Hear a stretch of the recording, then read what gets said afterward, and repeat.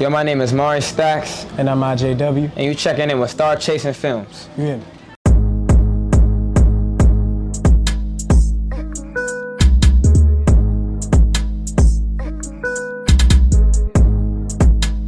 I just gotta protect my voice. Alright, so episode Who Knows What the Fuck of Star Chasing Films, and I got Mari Stacks. And IJW. okay, how y'all feeling tonight? Man, I'm feeling Gucci. It's vibes out here tonight. Yeah, man. Good vibes, good energy, great songs, great performance. Nah, definitely. Alright, my first question for y'all is Why the fuck is that going on? That's a good question. we gonna kick it in there. My first question for y'all is what first got y'all into music? Man, so like, I'm gonna only say this because like I've been doing this for like a long ass time. I've been like, my grandfather was a band director when I was like, before I was born, to the church, United House to Pray for Old People. And I play the drums and the saxophone. So it's not even like just, making music type shit. But like, I started making music around maybe 9th grade, and it was just because I started writing poetry and knew that the way I wrote poems, I could flow with it. And then I know him for a long ass time since we was young kids. And then we grew up the same way, just different environments, different struggles, but it's similar, So we met back up around like January, February. And ever since then, it been cook up. We performed at the DMV Fest, met King, then we traveled. Like, that's how like. First shows out of state, man. Like things been going up like a rocket, man. It ain't stopping, bro. No time soon. Nah, for real. So what about you? Would you say the same thing? Yeah, like Mari said, we've both been music oriented since we were, basically born. Like, it's running our families. We've definitely like grown up. I grew up in the choir area, which is where I learned how to sing. I was a choir director for a period of time, and then I transitioned into drums and instrumentals. While, like Mari said, he grew up in the band area, so he was already instrumentally smart in different types of instruments and just kept expanding his knowledge from there. And we both just combined our ideas and formed something that is gonna take us to the top, man. And now we the golden children. Nah, for real. Everybody that hang with us is a golden child. Definitely. Like.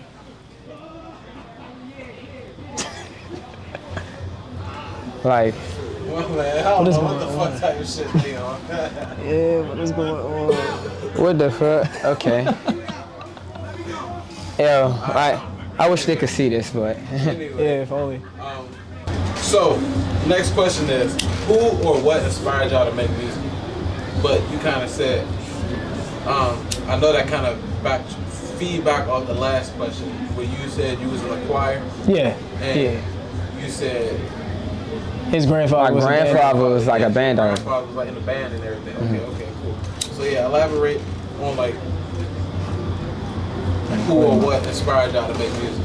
So, as far as who or what, like everything started maybe around my 9th grade year. And I say that because like all the stuff I was going through. So it went from Childish Gambino, Logic, Chance the Rapper, Juice WRLD. Juice WRLD was my all-time favorite rapper because not even rapper, just artist overall because of the versatility. When I got on stage with that man and watched him perform right in front of me is when I knew that it was time to start putting everything in motion, bro. When you see him performing? It was at Echo Stage. December 2019?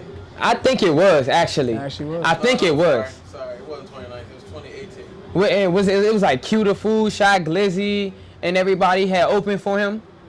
I'm not gonna lie, I did not see all them people open for. But I did see Juice WRLD at Echo Stage. Man, you might have seen it the first time he performed. I think it was the second time he came back. I think it was the second time. It was the second time. I got my blog on it on YouTube. And he sold out. I was on stage. I got video footage. We probably was at the same show. Y'all was at the same show. VIP section on stage. Mm-hmm. Yep. That's exactly where we was at. Okay, yeah, I know exactly what you're talking about. Damn, you might be in my YouTube vlog. But nah, go ahead, elaborate. You said Juice WRLD. Like Chance the Rapper, Childish Gambino, Awaken My Love. The best album I ever heard. Like the way that like made me feel emotionally, like it opened up, like it unlocked chakras for me. It feel like type shit. Like Yeah, as far as I go, again, I started off in the choir. It kind of wasn't a choice for me at first, but I grew to love it. I grew to love the art of singing and just the art of music as well.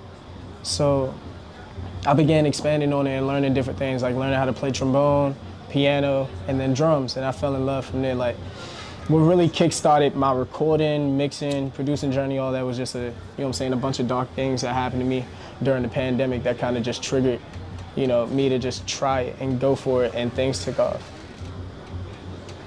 Okay. I fuck with that. If y'all can open right now, this y'all can answer together.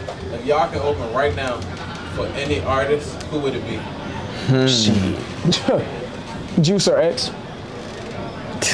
Juice or X? yes, Michael Jackson. I'm not gonna lie, that would be my answer. Michael Jackson. Those are my idols. In this day and age, In this right? day and Okay. age, like, You talking about this day and inspired age our right music, now? literally. Okay. They inspired our art. Okay. Right now, J. Cole or Kendrick. Currently, I would say YoungBoy or I ain't gonna lie, bro. YoungBoy shows be lit. YoungBoy shows are lit. If I want to open for the most people I can. So I'm gonna choose the artist that's not only gonna give me the most, like the show that's gonna give me the most fun. Like I feel like I'm gonna have the most fun at either a YoungBoy concert or even a DaBaby concert, bro. Them I shit be lit switch as it. fuck, bro. Travis Scott. Travis, oh my goodness, nah. Now that I think about it, Travis is a good choice, man. Travis Scott. Okay, so do y'all feel like y'all have what it takes to make it? Absolutely, no doubt about it. Definitely. As much work we put in, like day in, day out, like Night in, night out, no sleep. Waking up, getting right back to it. sacrifices have been made, and it's not like over. Like, It's those nowhere aren't the near. This is last. only the beginning. I feel that. Okay, so what anything you guys are currently working on, or anything next up?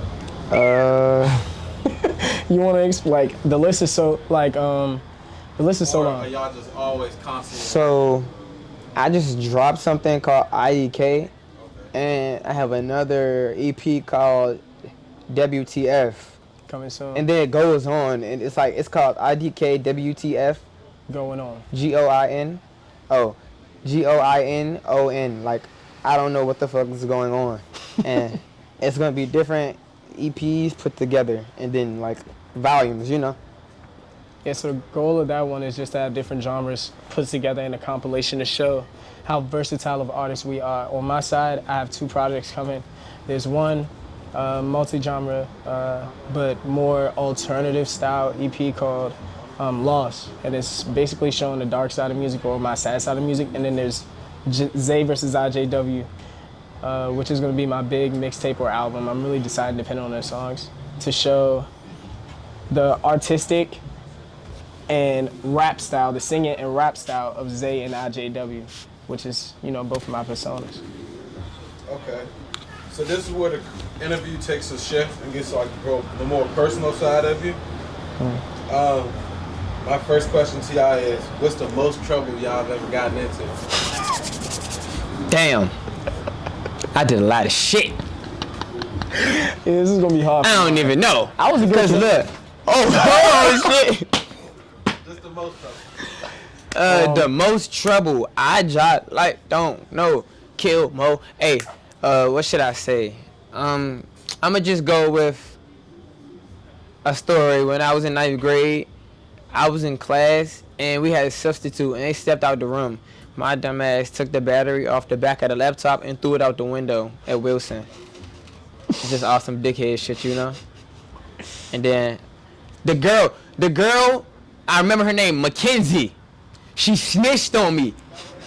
She told Hawkins, and then I got suspended. For what? What you tell for? They didn't ask for the battery. Like what? If you see this, I know you did it.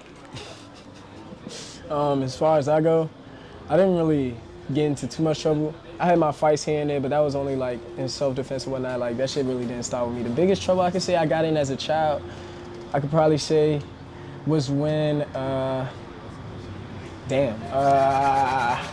would have to say when I first got in cuffs for the first time, man. Like that shit was a scary feeling. Of course it wasn't my fault. I'm a good kid. Like I was a good kid growing up. I just got, I got put in a bad position, wrong place, wrong time. Definitely could have been avoided. And it definitely taught me a lot, man. Taught me how to mature, how to grow up a lot as a young kid, man, for sure. Okay. So what's the best advice you've ever been given or that you've ever gave someone? Sometimes you have to take a step backward to learn how to take 2 steps forward. Life is never easy. It gets harder every year, it gets harder every day. And you don't get any younger. You can't go back to the child stage. Once you reach that point, you have to suck it up and keep it pushing no matter what. Not only for yourself, but those around you that look forward and look up to you as an individual. You gotta keep pushing. Keep going no matter what. Would you agree with that? Yeah, I also say through trials and tribulations, it always get harder before it get worse. Like you gotta know that like whatever you doing, it's gonna be nights where it's like real cold. Like it's gonna be nights where it's real cold. Like and you just gotta know how to be humble through those situations. You know what I'm saying? Take it to the chin, keep it moving. Life goes on. Keep it moving. Like take those L's on the chin. Like and chase your fucking dreams. Those L's are not losses. Those are learning moments. Like LM. You not taking L's, it's LM. LMNOP. You know what I'm saying? Like you just gotta take it on the chin. For sure. I appreciate that. Okay. So the next question is, if you can change anything about the music industry right now, what would it be? Hands down to Toxicity. I was just saying this on my social media yesterday, actually. There's come to be a lot of toxicity in the music game because everybody feels as though you have to be competition. Entitlement. You entitled, and most people are in it for the greediness and not the art of music itself. Once you learn the art and the craft of music, the results are gonna come regardless if you are in love with your craft. But don't make your craft so much of a business that you lose sight of what you do and you lose what you love and you start thinking of only the benefits of it. You're not capping, because we seeing it happen. Like, look. Before our very eyes. And it's a lot of, like, people dwell on stuff. People just, like, if you feel as though there's something you got to get off your chest as far as, like, especially, like, within groups, don't feel as though you got to harbor it. Tell them if you, like, that's your team. Don't ever feel like you got to harbor something in. Like, if those are your family, those your brothers. Family, you got to. Y'all got to stick together. That's something people definitely need to realize. Like, that's how a lot of people break up. Because, look, we were just, my man King said he opened for Corday. YBN broke up. Like, off of some stupid shit. Like, come on now. It be deeper. Like, you just got to get that shit off your chest. Communicate. Communication is key. Communication is key. For sure. Right. So my next question is, right, do y'all feel like music is teachable? Of course, like, instrument-wise, but yeah, partially. Like music is teachable to teach somebody how to sing, teach somebody to rap, teach somebody how to get a #1 record. Well, honestly, yes. Yeah. Let me tell you this. I'll tell you why. Cause look, influence. It's about influence. Regardless of how you do it, you're gonna learn how to do it. It's you got everybody, cause you're gonna teach and learn in different ways regardless. And once they find that point, once you gotta teach them how to find themselves within music. Mm-hmm. And to add on what you said, in order to have influence and to build from influence, you gotta have that hunger as well. You gotta fall in love with what you do and find ways to make it better, not only for what you want, but for yourself. You should always want to better yourself as a person, as an artist, as whatever you want to do. You always want to be your best at it. Not the best, your best. Okay, I like that a lot. Alright, so what are y'all aspirations? I'm sorry. Alright, so now we're at the part, I got 2 more questions left for y'all. First question is, what are your aspirations in life?